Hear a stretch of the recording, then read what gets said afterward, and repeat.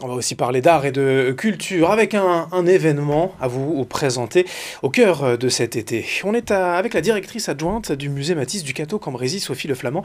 Bonsoir. Bonsoir. Merci d'avoir accepté notre invitation. Alors vous revenez tout juste de Chine, vous avez accompagné, c'est vraiment le terme, 281 œuvres d'Henri Matisse pour une exposition exceptionnelle à Pékin. Comment est né ce partenariat entre le musée du Cateau-Cambrésis et la Chine ? C'est un projet qui a émergé il y a 2 ans.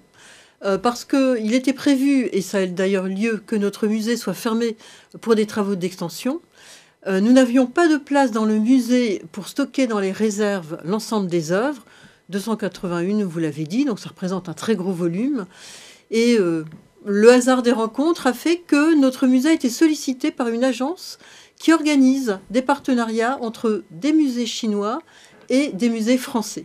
Et donc, nous nous sommes engouffrés dans cette très belle aventure en proposant 2 expositions, donc une à Pékin et une autre à Shanghai. C'est quoi, une chance, une opportunité? C'est pas un risque du tout de voir ces œuvres faire le tour du monde ou presque? Je ne vais pas dire que nous n'étions pas inquiets. C'est une grande première. C'est la première exposition Matisse en Chine. C'est pour nous la première fois qu'un nombre aussi important d'œuvres quitte le musée. Presque toute notre collection Matisse. Et vous savez à combien elle peut être précieuse. Et donc, nous ne savions pas vraiment. Bon, je suis partie avec une collègue. Nous n'étions jamais allés en Chine. Nous ne connaissions pas les musées chinois. Donc, nous étions effectivement un peu inquiètes. Mais en même temps, on savait, par l'intermédiaire de cette agence qui organisait l'exposition, et par les relations que nous avons eues depuis 1 an pour préparer ce déplacement avec le musée en Chine, l'UCCA, nous savions qu'on pouvait travailler en toute confiance avec nos collègues et ça s'est effectivement très bien passé. C'est quasiment jamais vu. Enfin, je veux dire, en ce moment, le Louvre prête la Dentelière de Vermeer ou Louvre-Lens. Il y a eu le Scribassi. C'est une œuvre à chaque fois. Là, c'est tout un musée, en fait, qui est délocalisé. Alors, il y a eu un précédent et c'est pour ça qu'on a osé y aller. C'est le musée Picasso à Paris qui a prêté dans ce même musée chinois, l'UCCA, la quasi-intégralité de sa collection durant ses travaux et durant sa fermeture. C'était il y a 4 ans. Et on savait par le directeur du musée Picasso que ça s'était très bien passé. Donc on savait quand même que la prise de risque était minime. Et puis, sans rentrer dans les détails techniques ou financiers, c'est quelque part nécessaire aussi pour le musée. Vous êtes fermé pendant 1 an ou presque pour rénovation. Pendant ce temps-là, vous récupérez quand même un peu d'argent finalement. Et les œuvres continuent d'être vues. Alors, on a effectivement un mécénat qui nous est attribué par ce musée chinois. Mais surtout, ça donne une visibilité exceptionnelle au travail d'Henri Matisse. Une visibilité pour le Cateau-Cambrésis en Chine?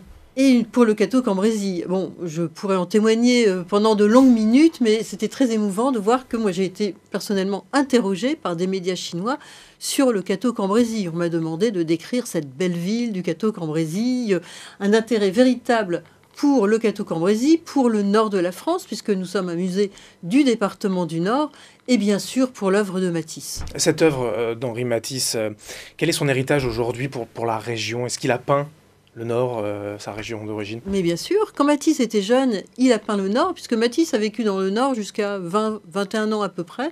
Il y est revenu par la suite. Donc les tableaux des origines, les dessins des origines ont été faits dans le Nord et représentent des scènes du Nord.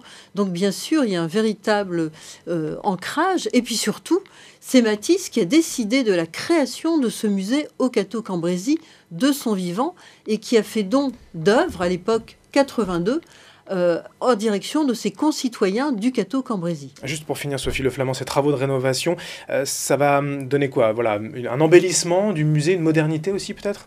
Embellissement, agrandissement, puisqu'on va avoir la surface d'exposition qui va être agrandie d'1 tiers, meilleur confort pour les visiteurs et plus de salles de médiation donc pour accueillir les jeunes et les moins jeunes d'ailleurs qui veulent s'initier aux arts plastiques. Et en attendant que ces œuvres, ces 281 œuvres d'Henri Matisse reviennent de Chine et en attendant les travaux de rénovation, on ira bien sûr, on reviendra au musée Matisse quand ces travaux seront terminés très bientôt. Merci Sophie Leflamand d'avoir été avec nous ce soir. Merci à vous.